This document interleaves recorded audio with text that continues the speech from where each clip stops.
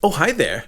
One of the earliest suggestions I got for my channel was for a video on Godzilla lost media, and I thought what better time than with the release of Godzilla vs. Kong to look at some of the lost media surrounding these two kaiju. With how wild and over the top King Kong and Godzilla movies can be, it should be no surprise that their lost media is just as crazy. So today I'm gonna cover 13 of my favorite lost King Kong and Godzilla movies, deleted scenes, cartoons, books, and even lost appearances featuring John Belushi and Hello Kitty, starting with 1933's King Kong.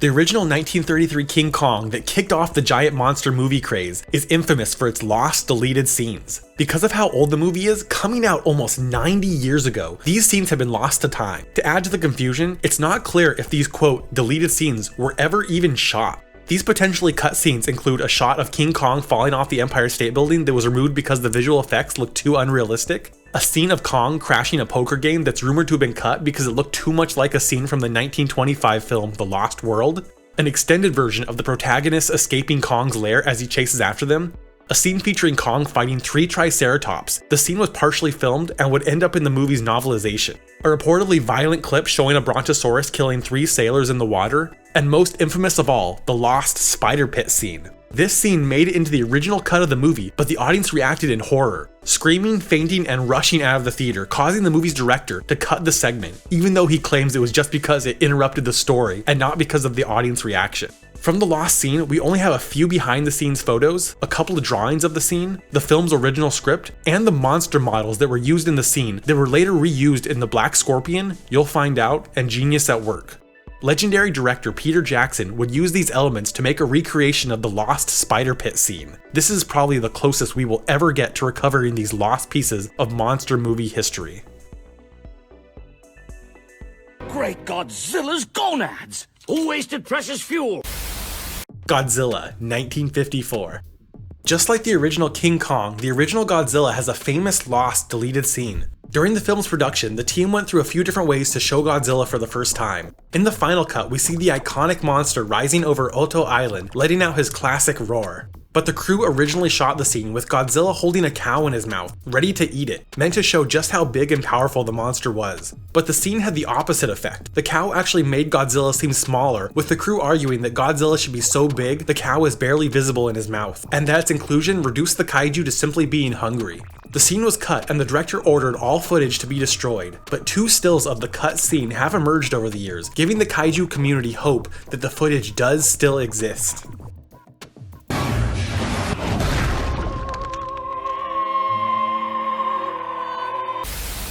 Godzilla, 2014.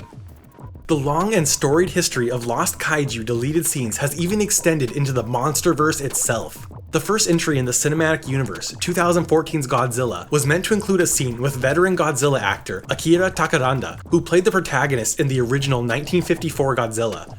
Takarada was cast as a Japanese immigration officer who would stamp the passport of lead character Ford Brody, a symbolic passing of the torch from the first Godzilla actor to the latest. The scene was cut because test audiences wanted the movie to get to the action faster. Director Gareth Edwards said cutting the scene was one of his biggest regrets and that it would be included in future releases of the movie. 7 years later, the scene has not appeared in any home media or streaming release. At this point, it seems the only hope of seeing Takarada's scene is in the inevitable Monsterverse home release. Folks, we're experiencing some moderate Godzilla-related turbulence at this time, so I'm gonna go ahead and ask you to put your seatbelts back on. Adventure Godzillaland. Adventure Godzillaland was a Japanese trivia show meant to promote the then upcoming movies Godzilla vs. Mothra and Godzilla vs. Mechagodzilla 2. The series ran for 2 seasons on TV Tokyo between 1992 and 1993. The episodes were 15 minutes long and in many ways could be considered one big commercial for upcoming Godzilla movies, with each episode featuring movie clips and Godzilla trivia. The show's second season is notable for introducing adorable animated segments that would go on to form the foundation for the OVA Get Going Godzillaland. 26 episodes were made, and likely because the show was basically one big commercial, they've never received a home media release. Only 1 episode can be found online, and it is bonkers. I really hope we can get the rest of this someday. The internet needs it. There's no way that mutant prehistoric lizard could have beat up the giant ape. Godzilla, the real 4D. One of 2 theme park attractions I'll be talking about today is Godzilla, the real 4D. This attraction was part of Universal Japan's annual event, Universal Cool Japan. The Godzilla attraction was briefly shown for 6 months in 2017, featuring a battle between Godzilla and the Japanese Self-Defense Force, with the story being told through the perspective of a fighter pilot on the Self-Defense Force. Only low-quality audio of the event can be found online, but like all 4D attractions, even if we do have recordings of the footage, the film can never be experienced as intended without the full 4D effects like the smoke, the water, the vibrating seats, or the sweet delicious smells of the kaiju. Luckily, we do have footage of Godzilla vs. Evangelion, the real 4D, preserved, but we're still waiting on the release of the full smell and smoke pack from Universal Studios.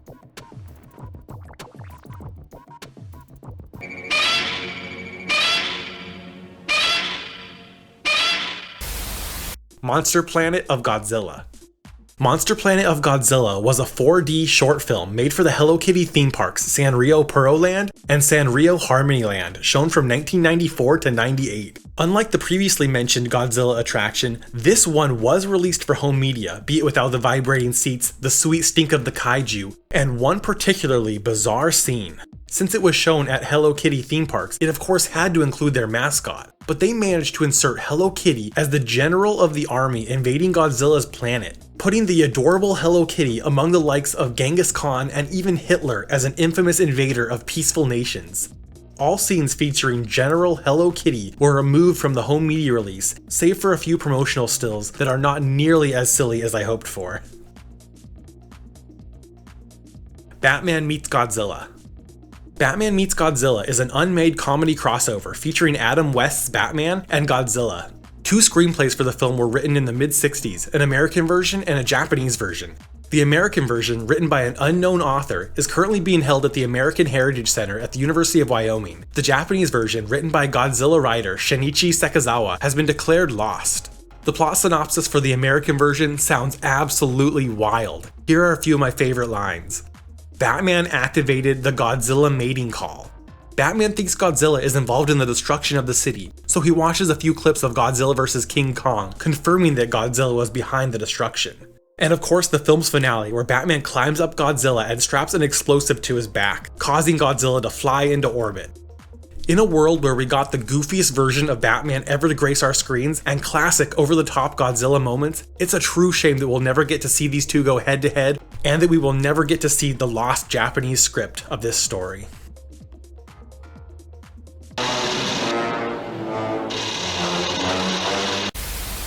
King Kong appears in Edo.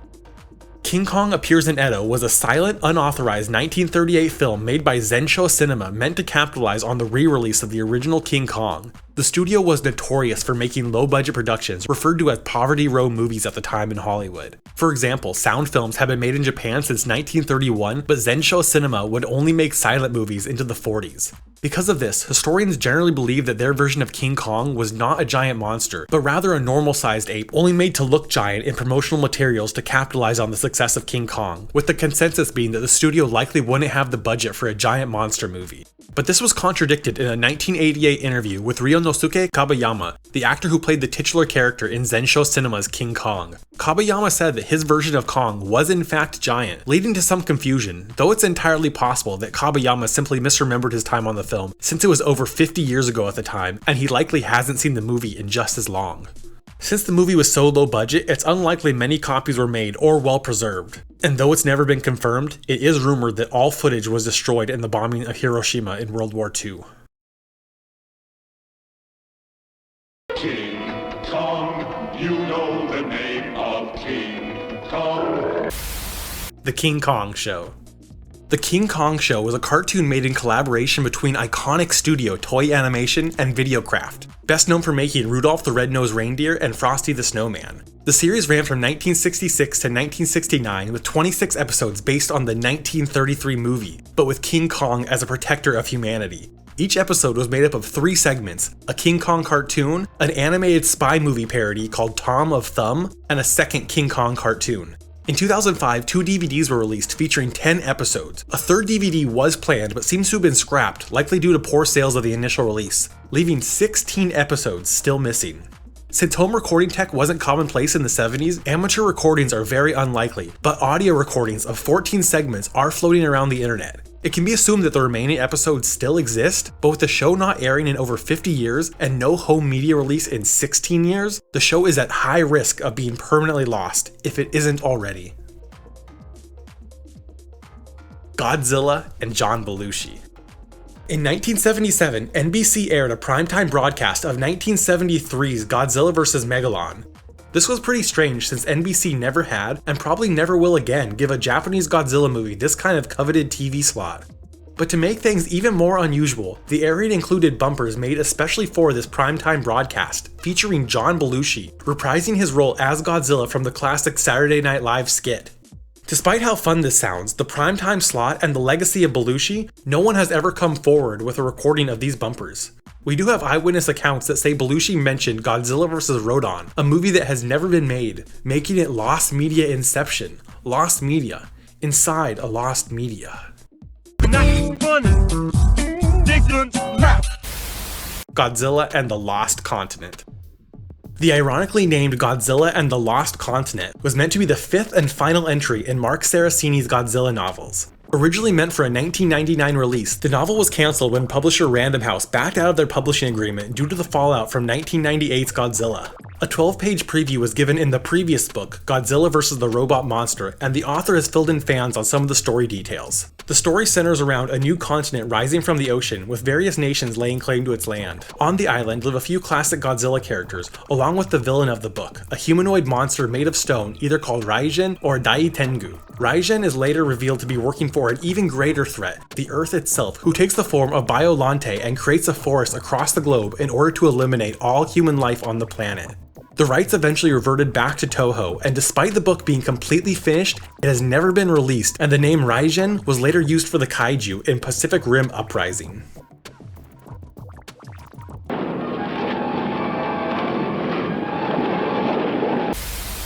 Wasei King Kongu.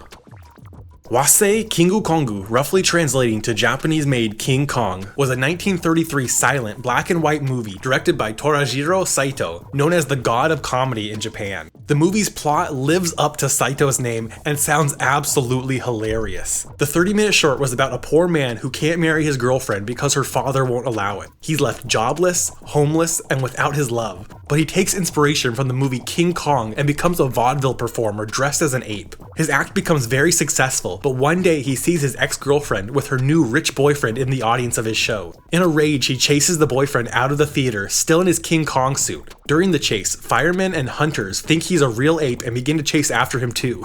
The new boyfriend is knocked unconscious, and our hero puts the Kong costume on him, leaving the new boyfriend to be killed or captured by the hunters. Our hero is now rich from the show's success and marries his girlfriend. Somehow, this was actually funded by RKO, the producers behind the original King Kong, as a tie-in with the movie's theatrical release in Japan. Though we can't be for certain, it's believed the movie had no special effects and was just a man in a gorilla costume on stage. Just like the lost movie King Kong appears in Edo, Wasei King Kongu is believed to have been destroyed in the bombings of Hiroshima. Only 2 stills and the film's poster are left to prove the movie ever existed.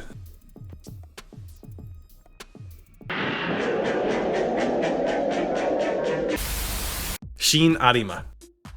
Even with the inclusion of John Belushi as Godzilla, a full-on King Kong comedy, and a warmongering Hello Kitty, this entry is probably the most bizarre.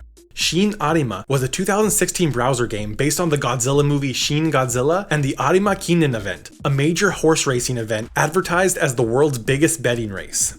The game centers around training a horse in 4 minigames, and I'm not making these up. Horse curling, competitive rock balancing, races against a variety of different animals, and obstacle dodging. All of this culminating in a series of 3 races against Godzilla that are oddly reminiscent of Shadow of the Colossus. Besides simply winning the races, you also have to collect enough blood coagulant, and upon winning the races, Godzilla will fall over and trucks will pump him full of the coagulant you collected. The game was up for less than a month before being taken down, and though you can't play it anymore, a few videos of the full gameplay do exist online. Thank you so much for watching. Leave your suggestions for future videos in the comments or find me on Twitter at LostMediaMike. This video was suggested almost 7 months before it became a video, so it might take a while, but I promise I'm hard at work to cover as many of your topics as I can. This is Mike with All Things Lost. See you soon.